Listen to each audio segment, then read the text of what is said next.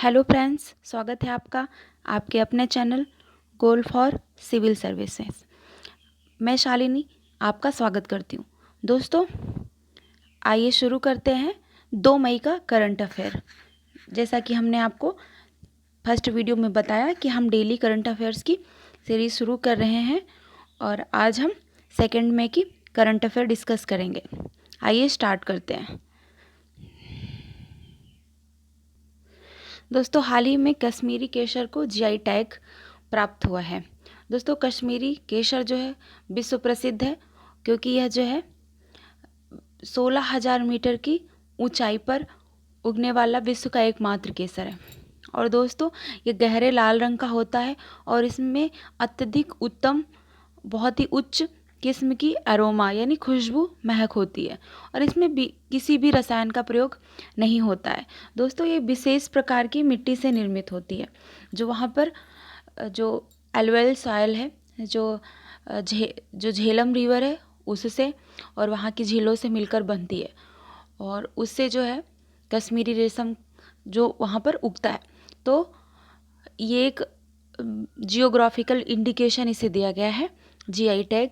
ऐसी रेशम विश्व में कहीं अन्यत्र नहीं पाई जाती है और इसका जो कलर है जो गहरे लाल रंग का होता है वो क्रोकाइन एक एलिमेंट है उसके कारण होता है। और दोस्तों, ये जो है 3 प्रकार का होता है: लच्छा सैफरॉन, मोंगरा सैफरॉन और गुची सैफरॉन। तो हमने अभी कश्मीरी केसर के बारे में बताया। तो क्वेश्चन बन सकता है कि कश्मीरी केसर को जो जीआई टैग दिया गया है तो इसका जो मिट्टी है उसके बारे में क्वेश्चन बन सकता है। इसमें एरोमा किसकी वजह से होता है, क्या इसमें रसायन का यूज होता है, कितनी ऊंचाई पर ये पाया जाता है, कितने प्रकार का केसर होता है। तो ये कुछ क्वेश्चंस बन सकते हैं।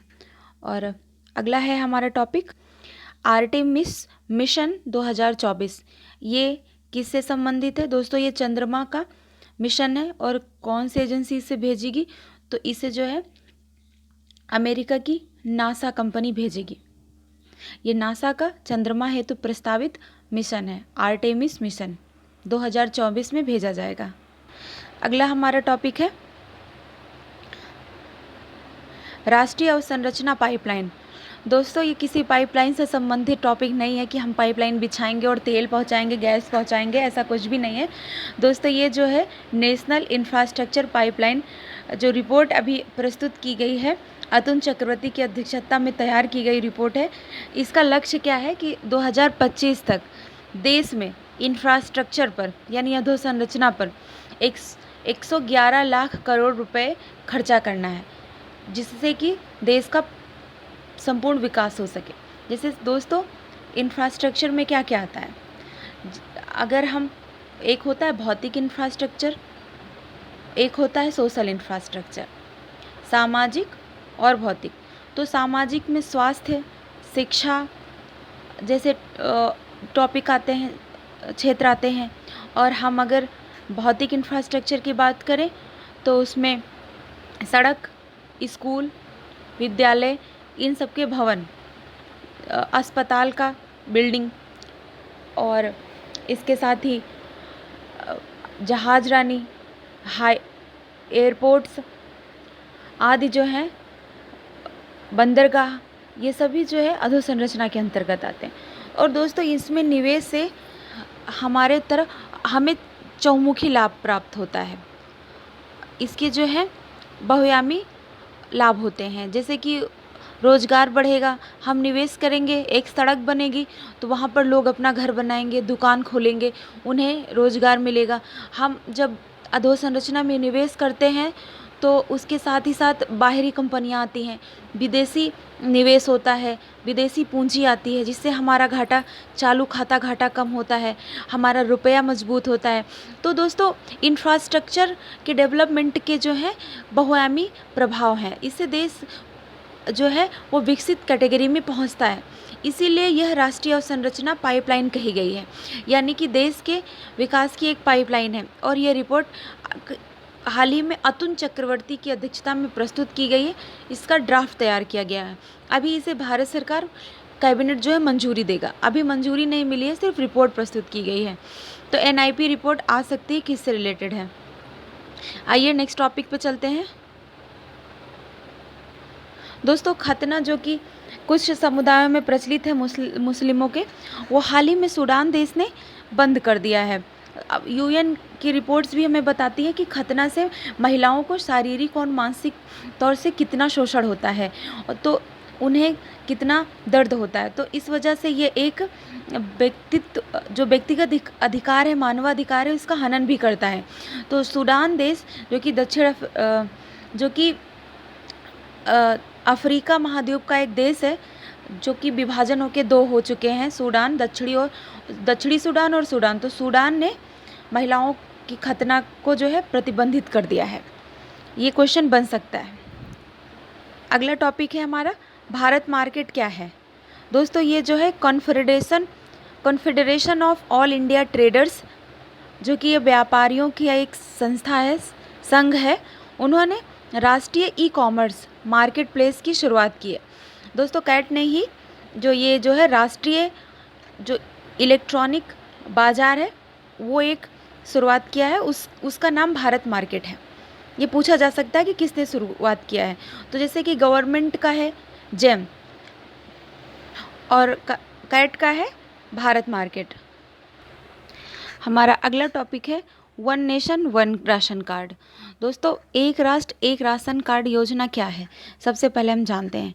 हमारे पास राशन कार्ड होता है जो कि PDS सिस्टम के तहत भारत में बहुत पहले से स्टार्ट हो चुका है। तो अब PDS हर एक राज्य का होता है, जहाँ का जिस राज्य का नागरिक है उस हिसाब से उसको PDS के थ्रू अनाज मिलता है। जो NFSA एक्ट है, नेशनल फूड सिक्योरिटी एक्ट के तहत, और PDS एक्ट जो खाद्य वितरण हमारी योजना है उसके तहत हर राज्य में अनाज मिलता है। तो उसके लिए हर राज्य के नागरिकों का अलग अलग राशन कार्ड होता है। अभी हाल ही में एक राष्ट्र एक राशन कार्ड योजना जो शुरू की गई है, उसका उद्देश्य है कि जब नागरिक एक राज्य से दूसरे राज्य में जाएं तो उन्हें भोजन के मूलभूत अधिकार का लाभ मिल सके, और ये जो है स्वीकृत अनाज का 50% दूसरे राज्यों से ले सकते हैं। तो दोस्तों अगर हम बताएं कि इसका बेनिफिट क्या होगा, तो जैसे आप जानते हैं no poor person is deprived of getting जो कि ये सब्सिडीज़ मिल रही हैं, उसके तहत कोई भी पर्सन जो है कितना भी गरीब है उससे उसको वंचित नहीं किया जा सकता। और इसके साथ ही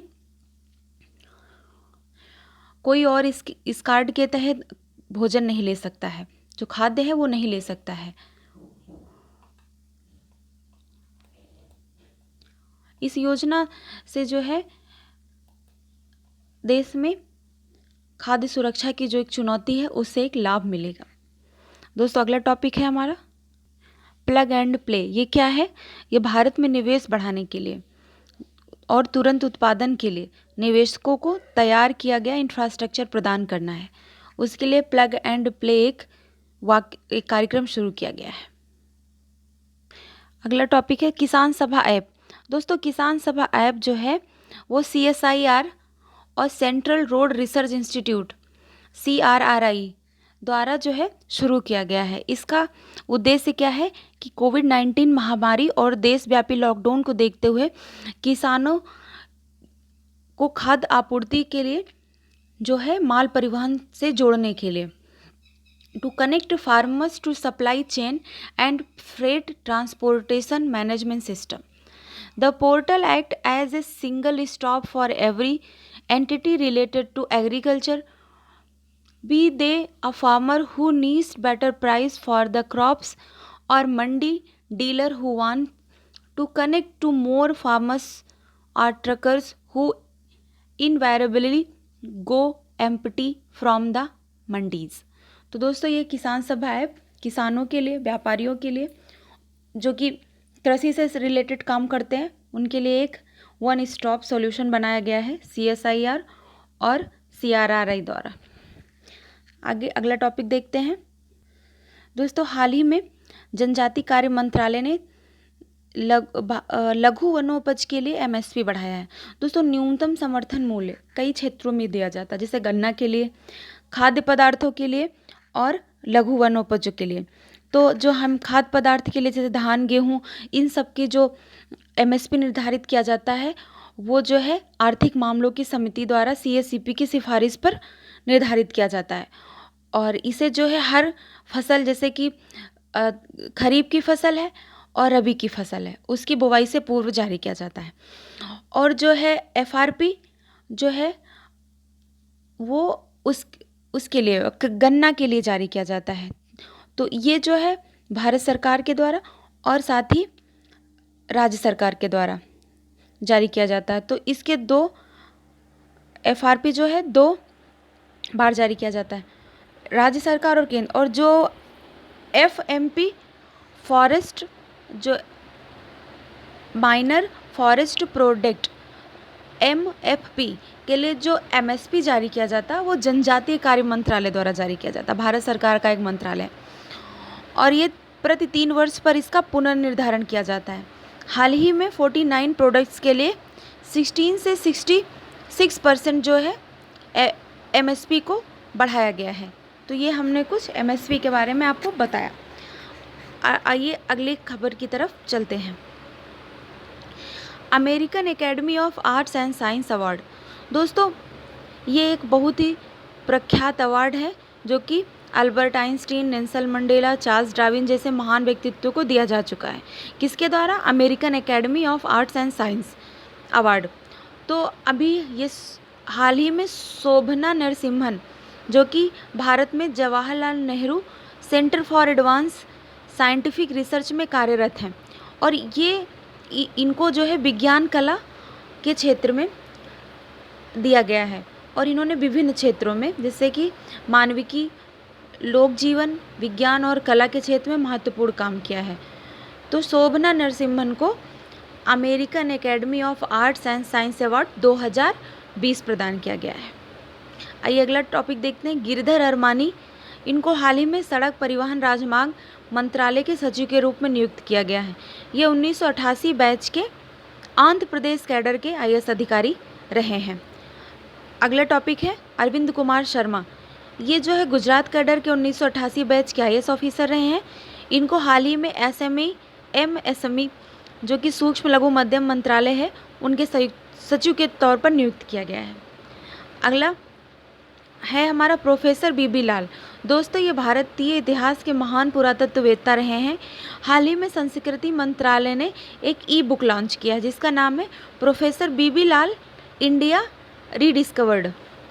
दोस्तों ये सेंटेनरी एक ऑर्गेनाइजेशन चल रहा है, शताब्दी समारोह, उसी के परिप्रेक्ष्य में संस्कृति मंत्रालय की समिति ने प्रोफेसर बीबी लाल इंडिया रीडिस्कवर्ड नाम से एक ई बुक लॉन्च किया है। इनके बारे में क्वेश्चन बन सकता है कि प्रोफेसर बीबी लाल किस क्षेत्र से रिलेटेड थे। तो ये जो है पुरातत्ववेत्ता थे। इन्होंने भारत की विभिन्न संस्कृतियों की खोज में अपना महत्वपूर्ण योगदान दिया है। अगला टॉपिक है विश्व टूना दिवस। दोस्तों 2 मई को विश्व भर में विश्व टूना दिवस मनाया जाता है। टूना एक मछली है जो कि खाद्य सुरक्षा और पोषण के लिए महत्वपूर्ण मानी जाती है। संयुक्त राष्ट्र द्वारा 2017 से विश्व टूना दिवस मनाया जा रहा है। जागरूकता फैलाने के लिए, सुरक्षा के लिए और संधारणीय सस्टेनेबल यूज के लिए जो है विश्व टूना दिवस 2 मई को मनाया जाता है। दोस्तों ये कुछ इम्पॉर्टेंट टॉपिक्स हैं जिनके बारे में हम आपको संक्षिप्त में बता देते हैं। ये है ठिकरी पहरा। दोस्तों ये पंजाब और हरियाणा में सामुदायिक पुलिसिंग का कार्यक्रम है, एक अभ्यास है। दोस्तों कुछ गांवों में समुदाय के लोग जो है पहरा देते हैं और उस सुरक्षा करते हैं अपने गाँव की और गार्डिंग करते हैं। और एक अगला टॉपिक है थ्रिसूर पूरम। दोस्तों थ्रिसूर पूरम केरल का एक त्यौहार है जिसे फेस्टिवल्स ऑफ फेस्टिवल यानी त्योहारों का त्यौहार कहा जाता है। दोस्तों ये जो है त्यौहार कोची के भूतपूर्व शासक द्वारा शुरू किया गया था। लगभग 200 वर्ष पुराना ये त्यौहार वर्तमान समय में यानी इस वर्ष उस तरीके से नहीं आयोजित हो पाया जैसे होता था। दोस्तों, इस वर्ष कोविड-19 के कारण त्रिशूर पूरम त्यौहार को मंदिर में बहुत ही कम लोगों की उपस्थिति में मनाया गया, इसलिए ये न्यूज़ में था। अगला है global energy review report 2020 by international energy agency. दोस्तों, ये रिपोर्ट जो है हाल ही प्रस्तुत की गई है। पहली बार इस रिपोर्ट में कहा गया है कि वैश्विक ऊर्जा मांग ग्लोबल एनर्जी डिमांड जो है वो 2020 में 6% गिर जाएगी। Global energy demand is projected to fall 6% in 2020। पिछले 70 वर्षों में यह सबसे तेज़ गिरावट है और जो है एक निरपेक्ष तौर पर यह सबसे बड़ी गिरावट है। और दोस्तों, सभी ईंधनों में जो है रिन्यूएबल ऊर्जा सबसे ज़्यादा योगदान देगा आगे। और दोस्तों, ये डिमांड क्यों कम हुई है, इसका रीज़न ही है कोरोना वायरस और कोविड-19 महामारी का विश्वव्यापी फैलाव, लॉकडाउन जैसी स्थितियाँ और देश की अर्थव्यवस्थाओं का एकदम बंद हो जाना। इस वजह से एनर्जी डिमांड जो भी कम हो गई है। दोस्तों, इंटरनेशनल एनर्जी एजेंसी के बारे में हमने लास्ट लेक्चर में आपको बताया था कि ये 1974 में स्थापित हुई थी OECD मेंबर्स के द्वारा और इसका मुख्यालय पेरिस में है। दोस्तों, इसके 4 मेन एरिया हैं जिस पर ये फोकस करता है। IEA energy security 1, economic development 2, environmental awareness 3 और इंगेजमेंट वर्ल्ड वाइड 4। और इसका जो है मुख्य काम इन 4 अपने क्षेत्रों पर फोकस करना है। दोस्तों, अगला कि चाइना जो है डिजिटल करेंसी शुरू करने जा रहा है। दोस्तों, चाइना ने हाल ही में एक प्रोग्राम शुरू किया है 4 शहरों में अपने डिजिटल युआन के नाम से। दोस्तों, चाइना का जो बैंक है केंद्रीय, उसने ERMB शुरू किया है, एक ट्रायल शुरू किया है ताकि ये विश्व का पहला देश बन सके जो डिजिटल करेंसी में काम करेगा। दोस्तों, ब्लॉकचेन टेक्नोलॉजी के माध्यम से चाइना ने डिजिटल करेंसी पर प्रयोग शुरू किया है। ऐसा प्रयोग शुरू करने वाला ये पहला देश है। अभी तक अमेरिका ने भी ऐसा शुरुआत नहीं किया है। दोस्तों, चाइना ने 2014 में ही digital currency electronic payment project की शुरुआत कर दी थी। तो इसका लाभ यह होगा कि जो है कैश में जब कमी होगी और साथ ही साथ जब मुद्रा के मूल्य में कमी होती है, ऐसी समस्याओं से निपटने के लिए डिजिटल करेंसी की शुरुआत करने की कोशिश कर रहा है चाइना। दोस्तों, अगला टॉपिक है रिसर्च डेवलपमेंट पर सांख्यिकी और सूचकांक रिपोर्ट 2019 एंड 20। दोस्तों, research and development statistics and indicators 2019-20 report जो है साइंस एंड टेक्नोलॉजी मंत्रालय ने प्रस्तुत किया है, उसके जो है department of science and technology ने प्रस्तुत किया है। और ये जो है विभिन्न सर्वे, ग्राफ्स, रिपोर्ट्स पर आधारित एक संश्लेषित रिपोर्ट है। तो ये इसलिए इम्पॉर्टेंट है कि हम जानें कि हमारे देश में रिसर्च एंड डेवलपमेंट में कितनी प्रोग्रेस की है। दोस्तों, ये UPSC के लिए इम्पॉर्टेंट ज़्यादा है क्योंकि जब हम साइंस एंड टेक्नोलॉजी के क्षेत्र में भारत की इंडिजिनस प्रोग्रेस का टॉपिक पढ़ते हैं, उसमें भारत की क्या उपलब्धियां हैं, तो हम इस रिपोर्ट के की फाइंडिंग्स को जो हैं उन्हें लिख सकते हैं, उसमें हम या फिर ऐसे में हम लिख सकते हैं। तो इसलिए ये रिपोर्ट की कुछ जो सूचनाएं हैं वो हमारे लिए इम्पॉर्टेंट हैं। जैसे कि दोस्तों, जो है हमारे देश में जो पब्लिकेशन है उसके आधार पर हम विश्व में तीसरा स्थान रखते हैं। और साथ ही साथ जो रिसर्च एंड डेवलपमेंट में जो ग्रॉस एक्सपेंडिचर है, सकल व्यय है, वो जो है 2008 से 2018 के बीच में ट्रिपल्ड हो गया है, तिगुना बढ़ा है। और इसके साथ ही साथ दोस्तों जो है जो रिसर्चर हैं पर मिलियन पॉपुलेशन पर वो सन 2000 से डबल हो गए हैं। और साथ ही महिलाओं की जो भागीदारी है R&D में, वो जो है 13% से 24% हो गई है। 2016-17 में 24% हो गई है, 2000 और 2001 में जो कि 13% थी। तो यानी हम जो है रिसर्च एंड डेवलपमेंट में प्रोग्रेस कर रहे हैं। और अगर हम इन पर कैपिटा R&D एक्सपेंडिचर की देखें तो वो भी जो है $407.2 से 2017-18 में हो गया है, जो कि $29.2 2007-8 में था।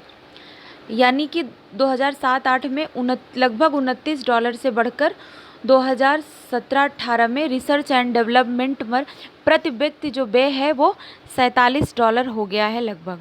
दोस्तों, पेटेंट फाइलिंग में भारत की जो रैंक है वो 9th है वर्ल्ड वाइड।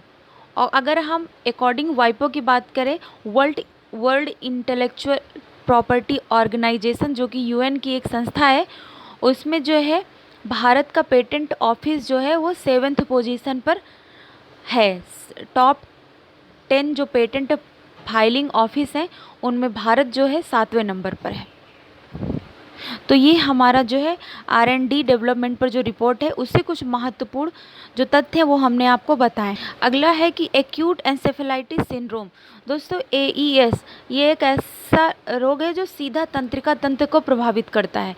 हाल ही में बिहार के कुछ गाँवों में मुजफ्फरपुर में बच्चों में फिर से जो है इस जो सिंड्रोम है उसके खतरा महसूस देखा गया और कुछ बच्चों की मौत भी हुई है। जो एक्यूट एन्सेफेलाइटिस सिंड्रोम है, इसे वहाँ पर स्थानीय रूप से चमकी बुखार भी कहते हैं। लास्ट ईयर कई हज़ार बच्चों की इससे मृत्यु हो गई थी। दोस्तों, ये जो है एक बास्केट टर्म है एक्यूट एन्सेफेलाइटिस सिंड्रोम। इससे क्या होता है दोस्तों, बच्चों को हॉस्पिटल रेफ़र किया जाता है, इनको न्यूरोलॉजिकल बच्चों को जो है प्रॉब्लम हो जाती है और जो है मेंटल कन्फ्यूजन हो जाता है, डिसओरिएंटेशन हो जाता है, काफ़ी कुछ याददाश्त कमज़ोर हो जाती है, यहाँ तक कि कोमा भी हो जाता है।